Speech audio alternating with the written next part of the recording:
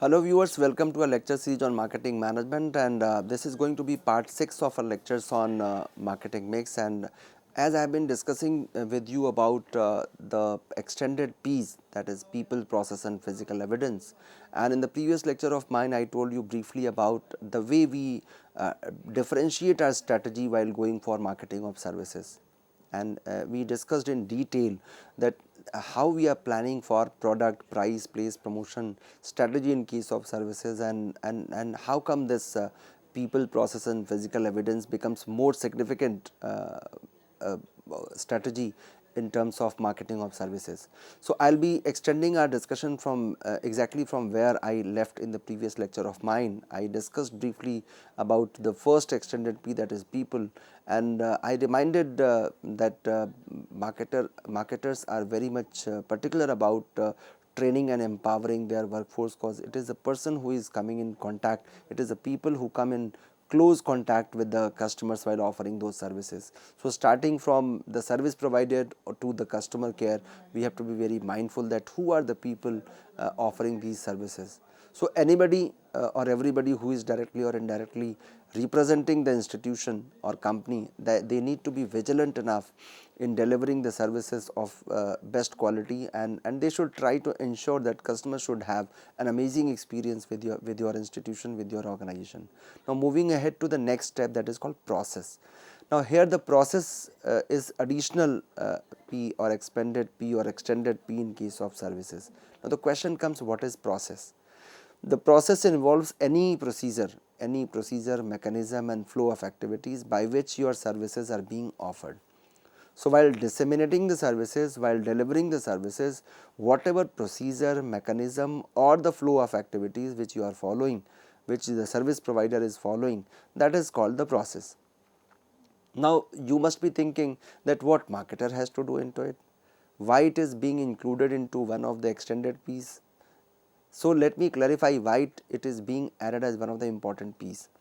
So when we are going to avail those services, of course there has to be a procedure, there has to be a defined procedure, there has to be a defined mechanism or flow of activities, so that I rest assured that the services which my organization, which my company is willing to deliver to its customers are rightly delivered or not. There are certain checkpoints which are to be checked, which are to be adhered to by the service provider, and that is why here is the point where we bring discipline into the dissemination of services. For instance, I again take example of a doctor. We are going to avail the services of a doctor. Suppose if I am going to a doctor with certain complaints and expecting the doctor should look at me, or the doctor should consult me with all empathy, and I am going to a doctor and doctor is following some procedures, taking the measurements like the basic vitals test, like they are going for blood pressure test and temperature and height and weight and everything, and after that the doctor is able to or trying to understand based on the symptoms that what can be the problem, what can be the possible ailment, and accordingly they prescribe medicine. So once the process is being followed, at least I understand that I could communicate what I wanted to communicate as a patient, and then whatever medicine is being prescribed to me, I can go for availing that. Imagine that I go to a doctor or a hospital, and without listening to what my ailment is, straight away I get a prescription that these are the medicines which you should take. Will you be happy? Answer is no. So the process, this is why the process need to be defined. So procedures, mechanisms and flow of activities by which the services are to be delivered or offered, that need to be taken care of, that need to be documented, that need to be formalized, that yes, these are the flow of activities which anybody or everybody who is offering services should provide. The same is the case of service centers also. Suppose if you are going for the services of your car which you have purchased from a company, you are going to a service center. So they follow a flow of activities, they follow a specific mechanism, and here comes the role of that process which is being added as an extended P. Now the question comes, how to strategize it, how to formulate a strategy for the process. The first is the service delivery. So we have to ensure that service is being delivered efficiently and it is as per the expectations of the customers. Whatever my customer wants, accordingly it should be designed. And the second thing is, once you have offered, once you have delivered a service, you have to be mindful that whenever for the next time customer is coming back, you should maintain that service quality consistently and constantly. So you should be consistent into your behavior, and that can only be possible when you are standardizing the processes to ensure a reliable customer experience. Otherwise you may forget.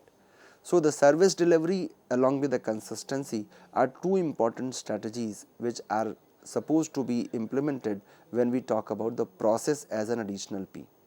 And while doing these two things, of course we need to be very innovative, we should stay relevant in the marketplace, we should try to stay as relevant as we can be. We should try to define our processes in such a way that you are able to offer the services, the best of services with consistency and all innovations. So these three things are very important when we go for making a strategy for process as an extended P of marketing mix. And remember, my dear learners, that as a marketer we have to streamline processes to reduce the waiting time, or and of course we need to improve the efficiency so that the services can be offered in an effective manner. And here the technology comes to our rescue. With the help of the latest technology or latest innovations, of course you can make the processes more customer friendly, more customer centric, and where customer feels that yes, I have a clarity that yes, this procedure has been followed and the best of services have been delivered to me.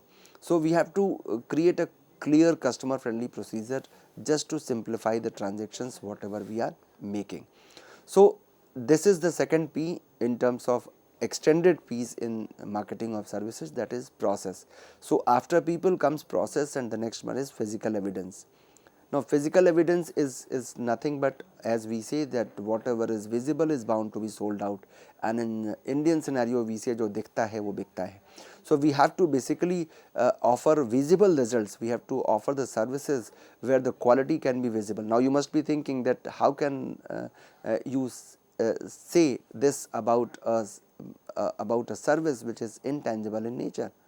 So how can you showcase that service? So physical evidence refers to the tangible aspects of your services, which can help customers to assess the quality and value of whatever services we are offering. For instance, if I talk about in case of services where the intangibility is a key characteristics, how to showcase it? Now the question comes, how would you showcase that the services are of best quality? So the first one is the environment in which we are offering the services, that need to be conducive, that need to be attractive. So here comes the role of visual merchandising.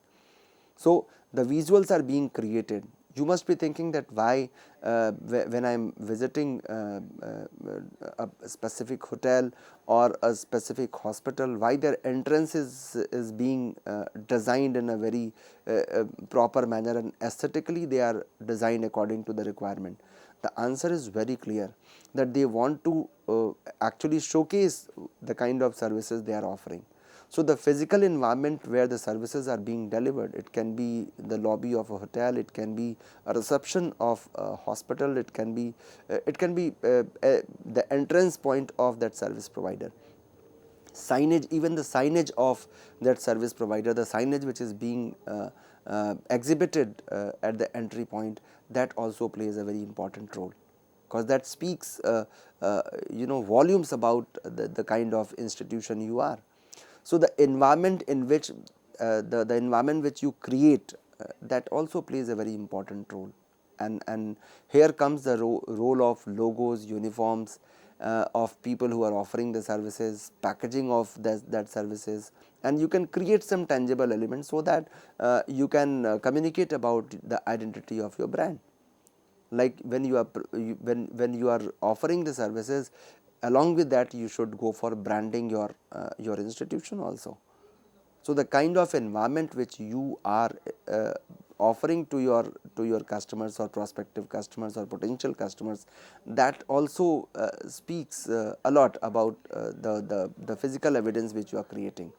So Directly speaking, of course, we cannot offer a tangible service, but yes, we can try to find those tangible points where we can showcase the about the image of our organization, that see, this is what we are.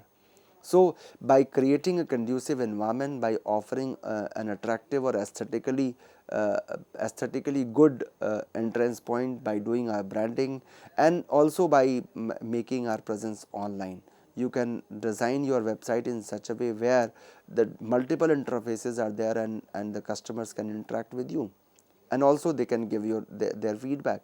So, their reviews also play very important role. How will they reflect brands physical attributes, that you can try to do by the way of making your presence online, so that before availing the services, if anybody any customer is willing to know about what you are, where you are, and what kind of services you have offered, what have been your past and what is your present, what are your future plans, everything should be available on the website.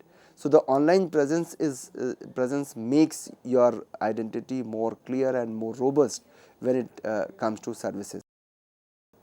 So, physical evidence is nothing but the creation of tangibility in your services. So, you have to ensure the physical environment reflect brand's promises, and it should enhance the customer's experience. It should offer a kind of strength or confidence. It should bring some confidence into your customers, your potential customers, that yes, I am visiting the right place, I am at the right place. So, you have to invest, for that you have to invest in consistent and high quality branding materials.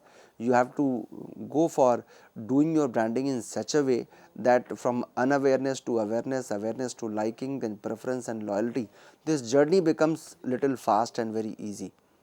So, every customer starts his or her journey of being of brand loyalty from the stage of unawareness, that I was unaware about a brand, and then with the help of advertisement and communications, or at times with the recommendation of some other customers, some other colleagues, I could become aware of a brand.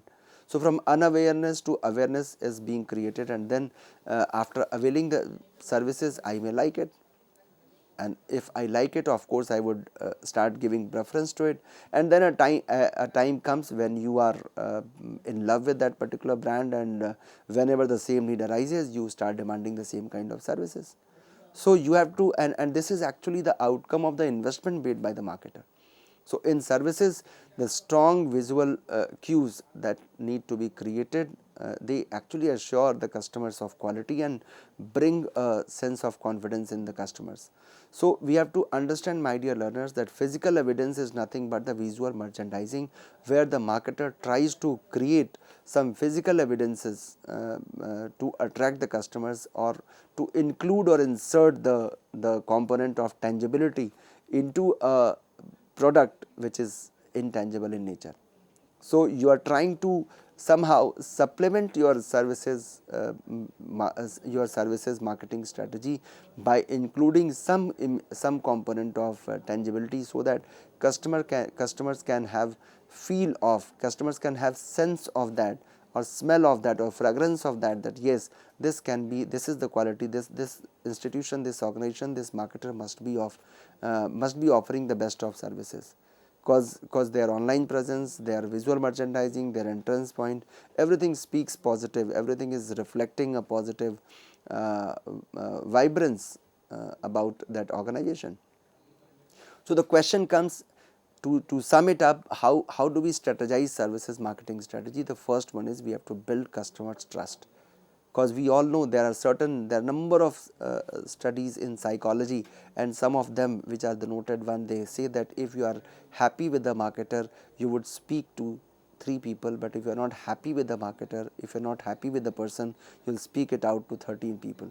So, imagine that if I am a satisfied customer, I can become a brand ambassador for you, but to a limited audience, only 3 people. But if I am not happy, I can become a negative brand ambassador of your product, and I will speak out to 13 people. So, imagine what kind of loss you are going to generate if you are creating one dissatisfied customer.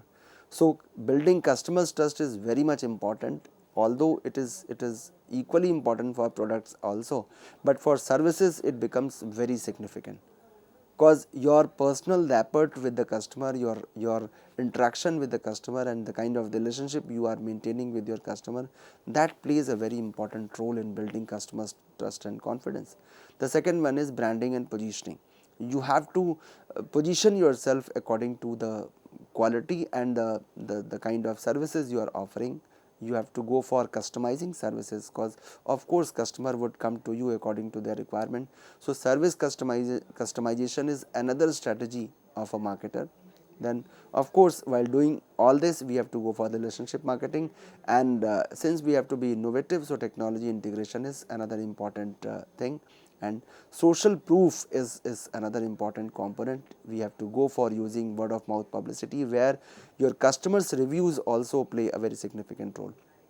So my dear learners, along with the 4 P's for products, we are going to add another 3 P's into our marketing strategy when it comes to services marketing strategies, and it makes the total tally to be 7, and these are the 7 P's.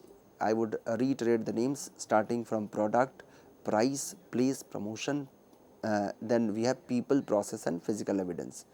And packaging of course is also there, but 4 plus 3, 7 is the ultimate number which is being used for marketing of services. Now the question comes that marketing mix, whether it is a static concept or it's a dynamic concept. Answer is of course it's a dynamic concept. We have to understand that you cannot design your marketing mix today and rest assured that for decades to come there is no need to change your strategy. The marketing mix is basically a dynamic and integral part of any company's marketing strategy, and they have to balance all P's and additional P's in case of services. Of course they have to understand that whatever designing of 4 P's they are making, whatever inclusions and exclusions they are making in their marketing mix, they have to understand that what matters is that whether you are able to effectively meet the need of your target market or not. If your marketing mix is not able to generate that kind of experience, where that kind of impact, where you can cater to the requirement of your target market, of course nothing is going to work. So while designing, while crafting and drafting your marketing strategy, while designing your 4 P's, that is the set of controllable tactable tools, or 7 P's in case of services, you have to understand that at the core is what the need of my target market, whether I am able to deliver value to my customers or not, and more importantly whether my customer feels that value is being received to me or not. That plays a very important role. So each component of marketing mix actually needs a careful consideration and adjustment across a period of time. According to time, you should keep on changing your strategy, especially when we talk about the market conditions and customers' preferences are evolving in nature. We all know that customers of today, they are very demanding. They are very much information rich, but they are time poor. So you have to understand that how to deal with those information rich customers who have complete idea about whatever is going in the market, and amid all that, how to deal with this situation. So this was all about the marketing mix for products as well as services. Now related to this topic, there is a term called product and services envelope marketing, which is increasingly being used nowadays, and we give it a name of morph marketing. That morph marketing is indicating towards the products and services envelope marketing. The question comes, how do we define it? What is this morph marketing? So it is about being flexible and adaptable in a world where consumer needs, technological advances and market dynamics are consistently changing. So three things are there which are changing consistently and constantly. One is the customer needs, the second is technological advancements, and third one is market dynamics. So if your market is evolving in nature, your customers needs are changing over a period of time, and you are witnessing a lot of technological advances in the market, then of course you cannot run your entire marketing strategy with the existing or a static concept. So you have to be flexible and adaptable to whatever changes you are witnessing. So we are living in a world where change is the only thing which is permanent, and all these things requires a lot of flexibility and adaptability into the marketing strategy as well. And here comes the role of morph marketing. So companies which are embracing this approach, they can only stay relevant in the marketplace, because they are the only one which innovate continuously and they offer greater value to their customers. So when I say morph marketing, we are talking about bundling of products and services into an envelope, creating an envelope of products and services in such a way that customers' new demands are being filled, or at times customers feels that this I never demanded, this I could never think of, but again this has been offered by my marketer to me. So if we start focusing on customers' needs and have access to real time data, and also we follow ongoing innovation, you can morph your products and services to meet new demands, and we can, of course, by doing so we can stay ahead in a competitive marketplace. So the morphing of product is and services is actually the core or the crux of this strategy called morph marketing. So we are going to morph our products and services in such a way that we are able to meet new demands of customers and stay ahead, stay competitive in the marketplace, where customers feel that yes, this is the only company, my service provider, my company, my brand which I'm actually relying upon is keeping me a stay ahead. I could never think of that this can also be part of my product or services. So we have to understand, my dear learners, when we go for following this products and services envelope marketing strategy, it involves some amount of cost. It involves lot of patience, commitment and contribution by the marketer to stay relevant in the marketplace. So we have to understand that it is very crucial for us as a marketer to balance innovation with brand consistency, because while doing so we have to ensure that whatever changes we are executing, whether they are executed strategically to avoid any kind of market confusion or not. There should not be any confusion in the mindset of marketers. So this concept of this complete idea of morph marketing is very much relevant in today's fast paced digital first marketplace, where the market is having a very market is actually evolving at a very rapid pace, and digital first is actually the order of the day. We all understand that consumers' preferences are shifting rapidly and businesses need to remain highly adaptable. So when my customers' needs are changing, how can I wait for them? How can I deal with them, brave them with a static strategy? Can you catch a running person by stopping at one place? Answer is no. Can I catch hold of a person who is running by simply sitting on my chair and waiting that yes, the person will stop and come back to me? Of at least in marketing it is not possible. So the adaptability and being agile, that is agility, these are two important components of morph marketing. So it emphasizes, this entire idea of morph marketing emphasizes the ability to change and adapt marketing efforts, which is based on new information, market conditions and customers' feedback.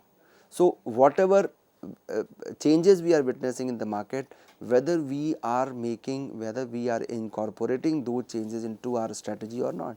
If we start doing so, then only we can say that yes, we are following morph marketing strategy in a proper manner. So we are challenging businesses to continually reassess their strategies and tactics to remain competitive. So the key aspect of morph marketing can be it can include changing a product's features. You have to adjust for pricing strategies, you can go for altering your promotional efforts, or you can explore new distribution channels. If my customers are not happy with the existing channel, we can go for exploring the new channels, or we can offer response to real time shift in consumers behavior or market demands. We can go for continuously evolving our products or services. It can be this envelope refers to how a product or service can be redefined and continuously improved with its envelope to meet the changing expectations of the market. So here we have to understand, my dear learners, that it can involve the addition of features, it can involve expanding services offering, it can involve adding something more to what my customer expected from me, adding some more services, adding some more value to what I am offering. It involves thinking of products and services as living entities which must evolve as they stay relevant. So, it must grow across a period of time. I would like to give a very instant example of it, of Nike. Nike is an example of a brand which successfully uses morph marketing. They are constantly evolving their products. If you talk about their sports goods like shoes and apparel and services, they are actually having their own Nike Plus app, and they have personalized sneakers also. Another example is of Netflix. Netflix is another example of morph marketing. Originally, it was actually working as a DVD rental services, but it morphed into a streaming giant, and then expanded further into producing original content. And now it is consistently adapting their offering based on whatever feedback they are getting from their customers, and they are ensuring that they remain leader in the entertainment industry by staying competitive, staying ahead of their other competitors. So, my dear learners, this entire strategy of morph marketing talks about adding something more to our products and services envelope, so that customers may feel amazed. And gone are the days when we used to talk about making our customers satisfied. Let them feel delighted, offer beyond their expectations, and that is what is the crux of morph marketing. I hope you must have enjoyed this very lecture of mine. Thank you so much.